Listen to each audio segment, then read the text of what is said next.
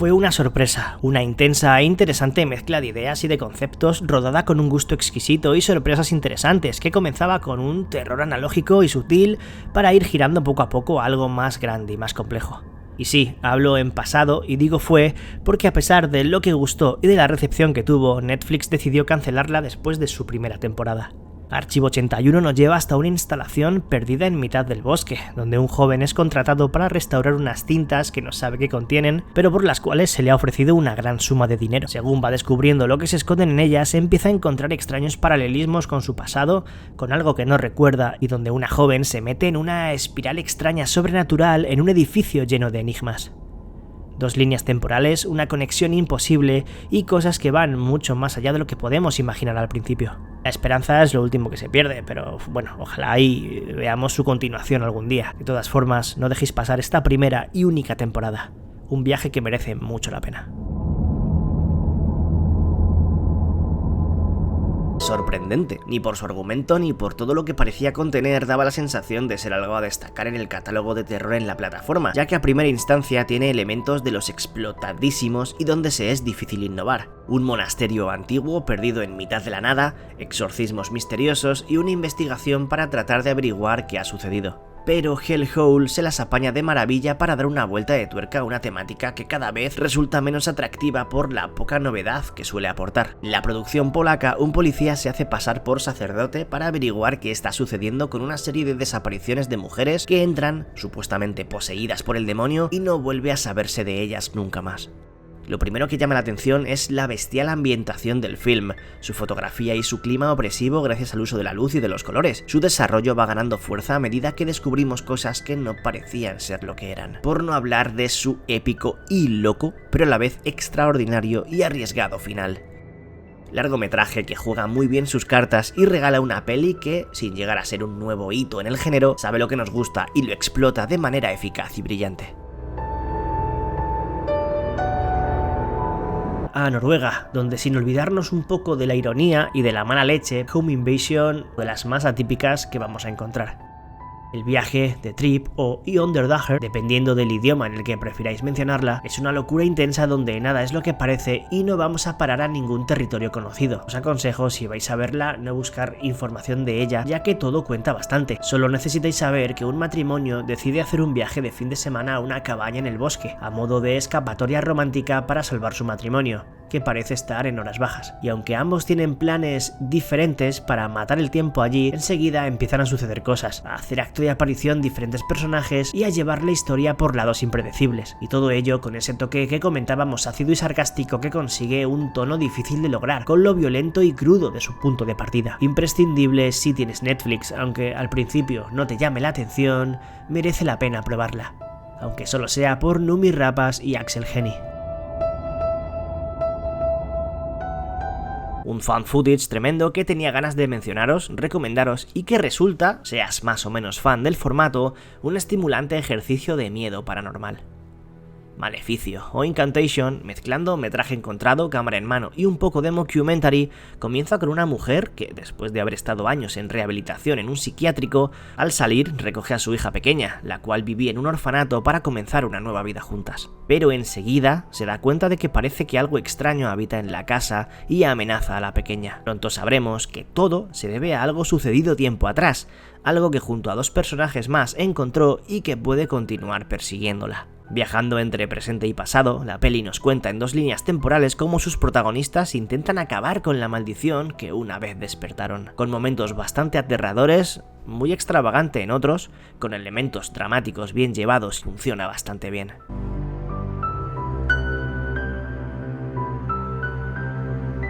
Una de las mejores últimas pelis de horror del país turco, una buena sorpresa que me encontré hace unos meses navegando por Netflix sin saber exactamente qué ver y que, por probar, oye, me sorprendió bastante. Bedua, perteneciente a la saga llamada Hushalfiller, traducida en español vendría a ser algo así como 3 cartas y que cuenta con unas 5 partes. Yo solo he podido ver esta, así que no puedo contaros mucho de las demás. Es una opción perfecta, creo, para comenzar a indagar sobre este país y sobre cómo produce miedo, mezclando de forma genial un montón de elementos del cine de terror asiático y los propios del folclore y del imaginario diabólico de Turquía. Se nos pone en pantalla una de esas maldiciones, pero ahora localizada en una joven y en sus 3 amigas, las cuales, después de conocer a la persona equivocada, una especie de bruja, les cae un terrible infierno encima con formas cada vez más y más aberrantes. Una lucha horrible con difícil solución y agónico desarrollo. La tercera película de The Conjuring abordaba un tema basado en un hecho real de lo más peculiar e increíble. El diablo me hizo hacerlo, frase protagonista sin duda en el caso surrealista de posesión y poco después crimen horrible bajo, supuestamente, influencia demoníaca. The Devil on Trial o Juicio al Diablo nos sumerge en lo acontecido bajo los testimonios de muchos de los protagonistas de un suceso en los años 80, donde todo empieza con la inexplicable situación de un joven al que le acechan visiones, pesadillas, presencias, sombras, figuras y más tarde acabaría padeciendo de algo de difícil remedio aparente. Lo que iba a ocurrir después de practicarle un exorcismo iba a llevar a otro miembro de la familia a llevar a cabo algo horrible que no tiene sentido, ni él puede explicar. Solo sabe que no era él, con los Warren como personajes bastante protagonistas del film, investigando el caso e intentando ayudar a la familia. Ya sabemos que, bueno, son un poco fraude también. Es uno de los documentales más potentes y terroríficos que han aparecido últimamente. El director de Tren a Busan y de Hellbound regresaba, y eso era algo a tener en cuenta. Además, se unía con nada menos que Alfonso Cuarón en la producción. Sobran las presentaciones. Thriller de terror con líderes religiosos, crímenes y Revelations, aunque tira por un lado que no esperaba, es una de las grandes de este año lanzadas a Netflix. Mucha carga psicológica, unos personajes tan intrigantes como llamativos y un toque sobrenatural que justo nos hace plantearnos que hay de sobrenatural en todo, valga la redundancia, donde un pastor atormentado y convencido de recibir señales de Dios comienza a actuar de formas extremas, y más cuando empieza a guiarse solo por dichos mensajes. Cuando un enigmático desconocido llega a su iglesia y empieza a perseguir a una de sus feligresas, todo arranca. Muy intensa, muy redonda, muy disfrutable si os van los thrillers surcoreanos cargados de incógnitas a resolver y donde el bien y el mal se dan de frente. Lo dicho, que no va por donde yo creía, pero me gustó mucho. Si os gustan programas como Cuarto Milenio o otras series como la similar Haunted, también de Netflix, y escuchar historias paranormales supuestamente reales, Mi encuentro con el mal puede ser una experiencia poderosa. Se nos cuenta durante 4 episodios vivencias y experiencias de diferentes protagonistas que afirman y relatan haber visto o vivido en primera persona posesiones y acercamientos a lo maligno y a lo sobrenatural. Desde México, lo que veis, un formato siempre atractivo que cuenta con entrevistas y testimonios mezclados con dramatizaciones filmadas desde el punto de vista más cercano y también espectacular y cinematográfico a lo que nos cuentan las víctimas de los sucesos. Depende del grado de credibilidad y de lo que consideres verdad o no el que la serie te enganche más o menos, pero hay que reconocer que los episodios son terroríficos y diversos por sí solos, siempre interesantes, siempre potentes y entretenidos desde cualquier punto de vista, sobre todo para fans de este estilo de producciones, con ese aura de aparente cercanía a la no ficción. Ya hemos visto tropecientas mil catástrofes apocalípticas a lo largo de la historia de la ciencia ficción, pero podéis estar seguros de que muchos de los guionistas y de los escritores que las han llevado a cabo ya conocían el relato que vemos en pantalla. Una noche de repente empieza a caer del cielo una sustancia blanquecina extraña, una especie de ceniza que convierte el mundo exterior en un espacio inhabitable y todo el que pisa las calles acaba muerto de manera súbita y rápida. Una Buenos Aires que no entiende lo que sucede colapsa y se detiene, dejando un paraje desértico, desolado y lleno de cadáveres. Todo se centra en Juan Salvo, una persona a la que la movida le pilla en casa de unos amigos. A pesar de las circunstancias, tendrá que cruzar la ciudad como sea para intentar llegar con su familia. Está a punto de descubrir que lo que ha sucedido está lejos de ser una catástrofe natural. Hay criaturas, seres aterradores y un misterio mucho más profundo de lo que puede comprender esperándole. Y nada, nunca, va a ser lo que parece. Una de las mejores series que han aparecido en los últimos tiempos, porque El Eternauta es una barbaridad. Es de Polonia, una de las que pasaron hace tiempo desapercibidas y que acerca un poco de la mitología eslava, leyendas y criaturas de aquella parte del mundo ambientadas en una ciudad tétrica de corte medieval.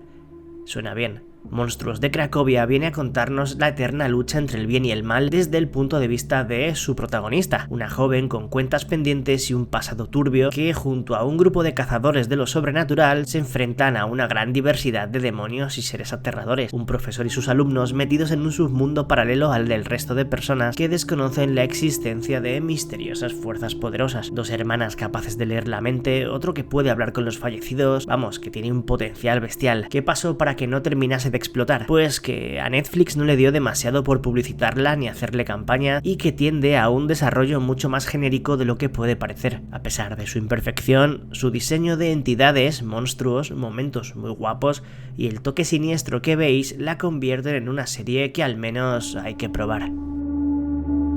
Thriller de terror confuso de los que juegan con la mente del espectador por medio de una protagonista que tiene problemas para distinguir la realidad. Sí, Huye conejo huye es una ensalada de clichés en un arquetipo de largometraje que hemos visto muchas veces en los últimos años, pero que funciona muy bien siendo exactamente eso. De hecho, prefiero no explayarme mucho en contaros su sinopsis, más allá de poneros algunas de sus imágenes, ya que estamos ante una cinta que intenta que encajemos las piezas del puzzle que propone a través de su personaje principal, una mujer separada que trabaja en una clínica de fertilidad y que comienza a darse cuenta de que su hija de 7 años no se comporta de maneras demasiado normales. Lo que viene a partir de ahí es un viaje de esos de idas y venidas, de estar atento a los detalles para darle coherencia a lo que vemos, intentando que sintamos algo similar a lo que siente la prota. Drama psicológico turbio y tétrico entretenido que, sin pasar a la historia, logra su cometido y mete de lleno al que pretenda entrar.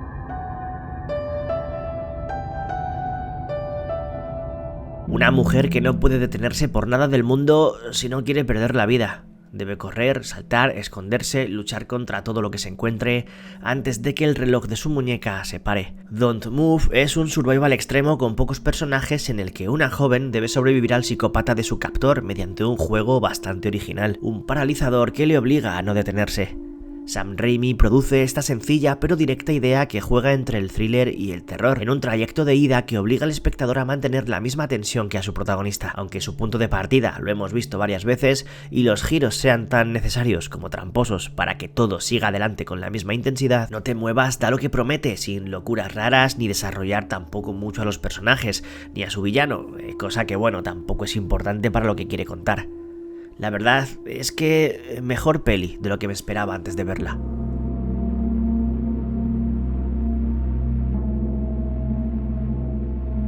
¿Qué pasaría si te disparan en la cabeza y se te incrustan en el cerebro trozos de tu teléfono móvil? Pues posiblemente que pierdas la vida sin remedio o como mucho te quedes muñeco. Pero en el mundo de iBoy te conviertes en un humano con superpoderes. Es lo que le sucede a Tom, un chaval de 16 años que se cruza en el camino de quien no debía y al que intentan matar. Pero, lejos de conseguirlo, le proporcionan de la forma que os he comentado habilidades especiales. Obviamente buscará venganza metiéndose en una movida cada vez más peligrosa, poniendo en peligro la vida tanto de él mismo como de todos los que le rodean. Adaptación estilo Netflix de una novela corta de Kevin Brooks, con algunas diferencias importantes para cambiarle algo el tono y hacerla más accesible, que no inventa mucho, poniéndonos en pantalla al personaje que resurge de su final con ganas de tomar la justicia por su mano. Eso sí, sus superpoderes están bastante guapos y son originales, tiene un reparto muy interesante con Maisie Williams o Rory Kinnear como secundarios potentes y su mezcla de ciencia ficción, thriller, acción e historia de superhéroe alternativa hacen agradable su visionado.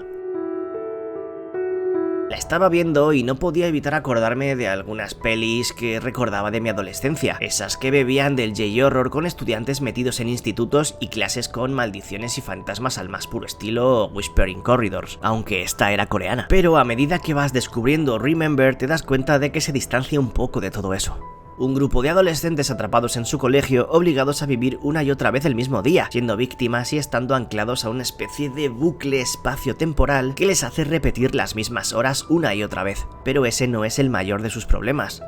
Todo puede estar relacionado con una presencia, un espectro malévolo que deambula por los pasillos del centro buscando venganza. La única forma de romper el enigma y salir de la situación parece pasar por encontrar los restos del cuerpo del espíritu. Basada en el manga homónimo, no deja de ser un festival atemporal y un tren de la bruja que recuerda la época dorada del subgénero y de su continente.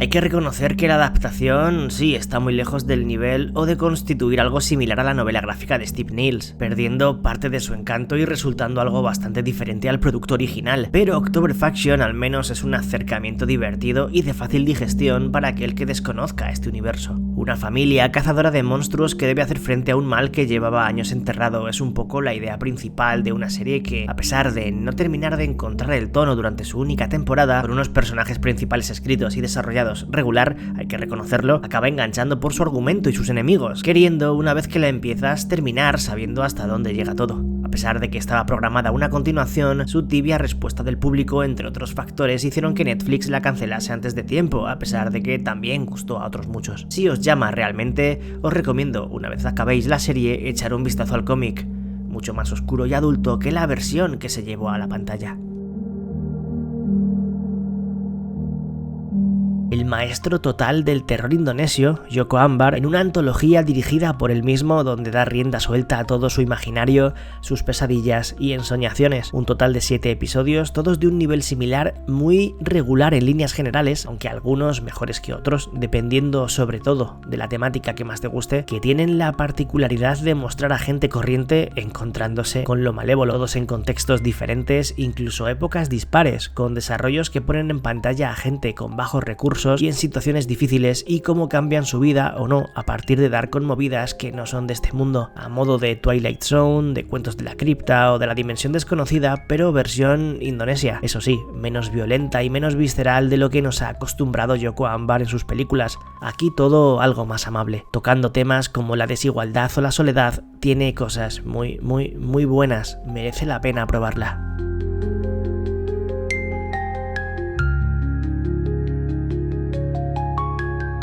Adaptación, y esta vez toca manga, una de las historias más conocidas del terror y de la ciencia ficción de todos los tiempos, creada por Hitoshi Iwaki en una especie de remake de esta.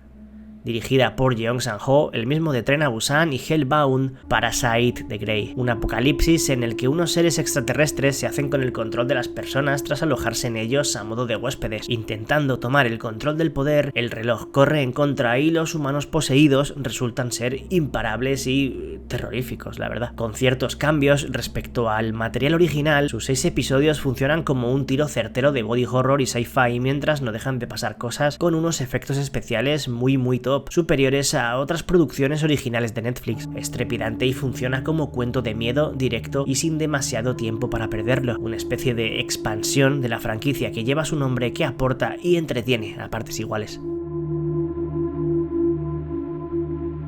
Estrenada directamente en Netflix, una de las más tristes y desoladoras dentro de la ciencia ficción más profunda. de Discovery. Rooney Mara, Jason Segel y Robert Redford protagonizan esta historia emocional con telón de fondo metafísico que expone las consecuencias a todos los niveles de que supiéramos dónde vamos después de fallecer. Todo sería diferente, las relaciones humanas incluidas, y sí, hay gente que se suicidaría sin dudarlo, y ahí es donde The Discovery gira para ofrecernos la paranoica y turbia trama en una especie de historia de amor rota y abocada a un final sin final o con final. La primera temporada de una de las docuseries más interesantes de Netflix, Escena del Crimen, trataba de uno de los casos de desapariciones más extraños, rodeado de una aura sobrenatural, sin nada en claro que sacar durante años y que rozó una viralidad extrema a nivel mundial gracias a YouTube y a un vídeo de seguridad que hizo que Internet estallase. El caso de Elisa Lam. Desaparición en el Hotel Cecil nos da a conocer ese lugar de Los Ángeles con fama de maldito, con esa negatividad siempre presente para tratar de arrojar algo de luz sobre lo sucedido con la joven que, sin dejar rastro, acabó apareciendo en uno de los sitios más inesperados y de la forma más insólita. Algo que todos en su momento vimos y que dio la vuelta al mundo gracias a la filtración de esa cámara del ascensor donde se la vio por última vez, comportándose de manera sumamente extraña. Dirigido por Joe Berlinger, ya un típico en este tipo de producciones, la miniserie aborda diferentes puntos de vista, desde diferentes lugares, y donde, a pesar de sus idas y venidas para darle cierto toque cinematográfico y más enigmático, construye un relato y una resolución acorde al misterio que lo envuelve y lo envolvió todo. Vamos con otra serie muy escondida en la plataforma y capaz de manejar muchos elementos, todos para potenciar el misterio principal, la francesa Antracita. En el 94, el suicidio colectivo de una secta con sede en un pequeño pueblo en los Alpes resultó un hecho que cambió completamente la localidad en la que ocurrió. 30 años más tarde, el asesinato de una mujer que ha aparecido de una forma similar a cómo lo hicieron las víctimas de aquel ritual, de aquella comunidad, hace saltar las alarmas de todo el mundo. Además, una joven viaja hasta allí tras la desaparición de su padre, periodista, mientras otro chaval es acusado de ser el responsable. 6 episodios que con el paso de ellos se van volviendo más oscuros y mejorando, aunque tiene un episodio piloto que no le hace justicia al resto de la miniserie. ¿La conocíais?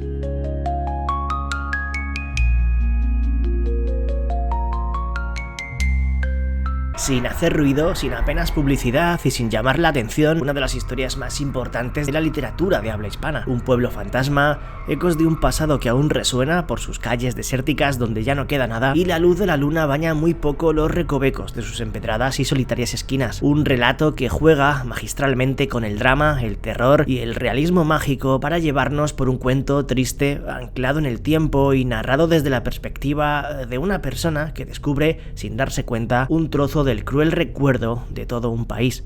Es inmersiva, es hipnótica, triste y por momentos espeluznante. 2 horas y media dentro de una de las obras trascendentales de todos los tiempos. Pedro Páramo.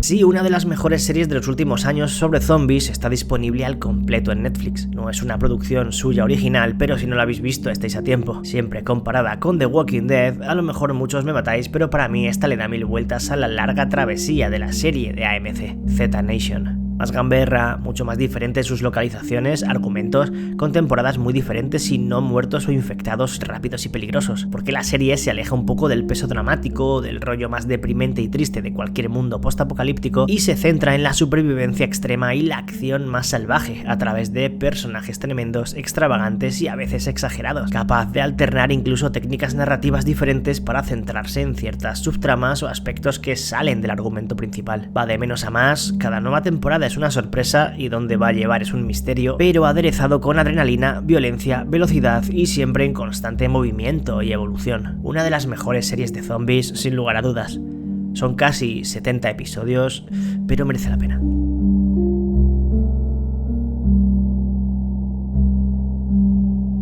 En un futuro relativamente cercano, donde la libertad es algo que apenas existe, lo que iba a ser un interrogatorio buscando la confesión de uno de los criminales más peligrosos del mundo va a convertirse en un auténtico infierno sin salida cuando todo parece indicar que el sospechoso directamente ni siquiera es humano. En un edificio en mitad de la nada, entre celdas, donde nada es lo que parece y nadie está preparado para la verdad, una joven oficial es enviada allí tras un suceso que la acecha constantemente para buscar que el misterioso personaje acepte que es el responsable de los numerosos atentados cometidos. Aunque poco parece importarle a este lo que quieran los soldados, puede tener otros planes. En cuanto abre la boca, empieza la incertidumbre de quién o directamente qué es eso que tienen preso. Arranca una pesadilla claustrofóbica donde el mal es liberado entre la suciedad de un lugar que huele a muerte.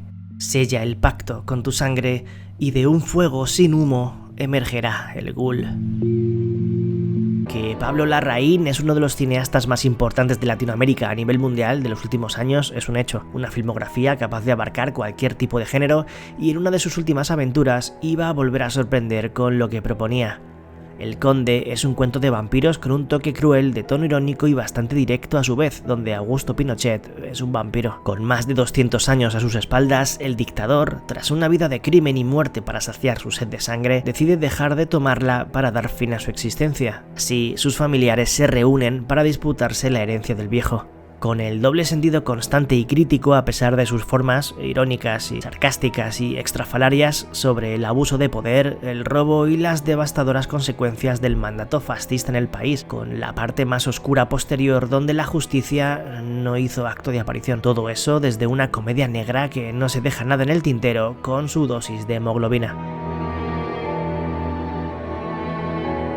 A pesar de que es más un potente drama con propuesta sobrenatural sobrevolando su argumento más que una película de terror tal cual me imaginaba antes de verla, The Deliverance o La Liberación tiene algunos pasajes que pueden dar bastante mal rollo. Una de las últimas producciones originales bajo el sello Netflix dirigida por Lee Daniels, que había hecho anteriormente El mayordomo o Precious, contándonos una historia de posesiones y casa embrujada desde un punto de vista familiar que tira más hacia lo sentimental y a un lado religioso que a todo eso más creepy, contándonos algo supuestamente basado en hechos reales en Indiana, quizás demasiado típica, pareciéndose mucho a decenas de largometrajes del rollo exorcismo, cargada de crítica social y donde brillen las interpretaciones por encima de todo lo demás. Quizás su aspecto de telefilm le hagan entrar en un estilo que no le sienta nada bien.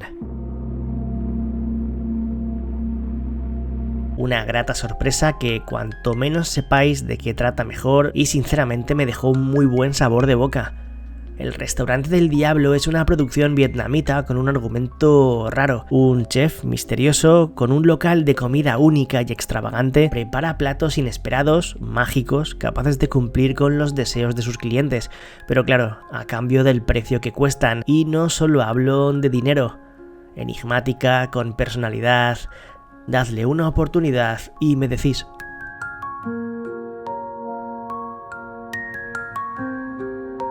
Uno de los true crimes que más me ha impactado de los últimos tiempos, quizá porque no esperaba encontrar todo lo que ofrece en cuanto a crudeza y a lo que hay detrás de su personaje principal, y que a pesar de conocer algo de su historia, los detalles y sombras escabrosas que no puedo mencionar ni siquiera por aquí, han sido capaces de quitarme el sueño. Las cintas de John Wayne Gacy nos habla de los sucesos perpetrados por el psicópata asesino en serie que todos relacionamos ya como ese payaso macabro, pero más allá de esa imagen y de lo que creías saber de él, se esconde muchísimo más.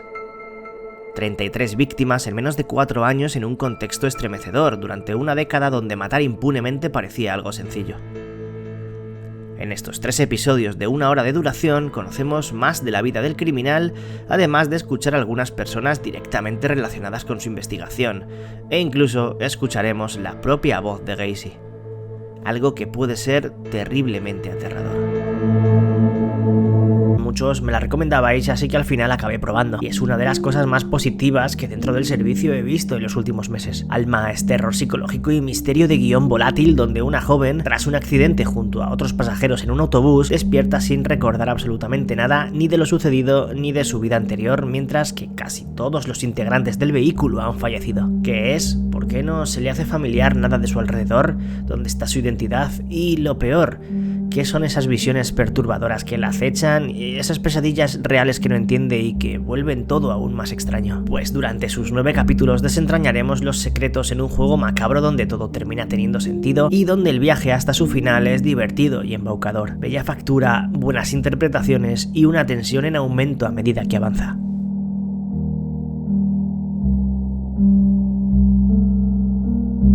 Siempre que Paco Plaza estrena algo tiene mi atención desde el minuto 1. Director de REC, La Abuela o Quien a Hierro Mata, junto a Netflix en 2023 lanzaba su último trabajo, un cuento de terror religioso que nos transporta a un convento de monjas siniestro, sirviendo además de precuela o de spin-off de otra de sus mejores cintas, Verónica. Hermana Muerte. Nos vamos a la España de la posguerra, donde conocemos a una joven monja con sensibilidades especiales para ver y sentir cosas que nadie más puede. Dones sobrenaturales que en el lugar al que ha ido a parar a dar clase van a estallar, casi rebelándose contra ella. Gran puesta en escena, buena dirección, logradísima atmósfera, es innegable las buenas ideas y la personalidad de un film que, a pesar de encontrarse lejos de las mejores de su director, se las apaña genial para transportarnos a esa oscuridad y a ese monasterio con un pasado macabro que nos invita a desentrañar. Tiene secuencias bastante chulas y momentos donde el terror consigue llegar de maravilla. Ha pasado bastante desapercibida y es uno de los estrenos de terror de Netflix más potentes de los últimos meses y prácticamente del último año, y con una idea original capaz de poner los pelos de punta, porque lo que vemos es una especie de adaptación sobre testimonios reales de personas que decidieron contar su historia. Un programa de radio nocturno en el que la audiencia puede llamar y hablar sobre sucesos que vivieron vieron o sintieron cercanos a ellos. Y desde esa perspectiva, la serie es mucho más terrorífica aún. 8 episodios donde viajar por diferentes relatos entre seres sobrenaturales, monstruos, demonios, entidades malignas y donde los protagonistas normalmente nunca terminan bien y nada es lo que parece. La antología que desde Tailandia nos introduce en los cuentos más terribles imaginables. Martes de terror extremo. A modo de slasher gamberro y con alma ochentera nos mete entre personajes extravagantes, preparados para sucumbir ante un villano disfrazado con cabeza gigante. La conferencia ofrece una de las propuestas más refrescantes y divertidas del subgénero en cuestión, donde un grupo de compañeros de trabajo van de viaje a una especie de retiro espiritual para limar asperezas y fomentar el trabajo en equipo. Mientras sobrevuela el mal rollo y la sombra de la sospecha y de la corrupción corporativa, también hace acto de presencia un psicópata con ganas de acabar con todo. Y es que si algo destaca la peli sueca, más allá del buen gusto por algunas decisiones de dirección muy notables, es en la violencia que tiene y cómo la utiliza. Hay muertes de todo tipo y para todos los gustos. El malo tiene un lore detrás, hay un intento por averiguar quién es, vamos, lo que hemos venido a ver en un slasher. Superior a la media dentro de este rollo, sin llegar a ser una Thanksgiving, claro, pero siendo honesta y propiciando hora y media de sangre, buen ritmo, pinceladas de humor negro y un imaginario gore muy interesante. Un joven Sherlock Holmes y un grupo de adolescentes investigando una serie de sucesos que, lejos de parecerse a lo que podemos esperar con el detective, se va al lado más inexplicable y paranormal. The Irregulars es una interesante idea en una Inglaterra victoriana. La ambientación y diseño de producción de la serie es una bestialidad, donde el famoso personaje y el Dr. Watson no estarán solos, sino que les acompañan otras figuras conocidas salidas de las novelas de Arthur Conan Doyle. Un batiburrillo irregular, nunca mejor dicho, pero que una vez entra en materia consigue ser consistente y tener una trama con la que llegar a conectar. Eso sí, su tono juvenil es notorio, aunque consta de ciertos momentos tenebrosos y algo más adultos, pero en general sí que como parte negativa eché algo de menos un poco más de oscuridad y de mala leche. Imperfecta, pero tiene su rollo. Se pasa en un suspiro y sus 8 episodios dan un giro poco convencional a las historias del investigador londinense con una atmósfera brillante. Terror, ciencia ficción, ¿qué es No vengas a casa? Pues una de las mejores series asiáticas que ha estrenado Netflix últimamente. Nos deja tirados en una antigua casa junto a su protagonista, una mansión familiar en la que se instala después de la desaparición de su hija.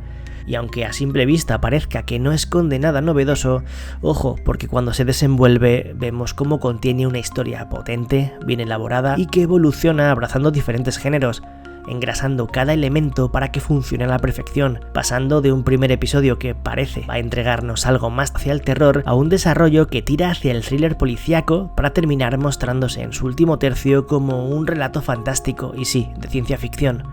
Todo un sorpresón y muy escondido, ¿la conocíais?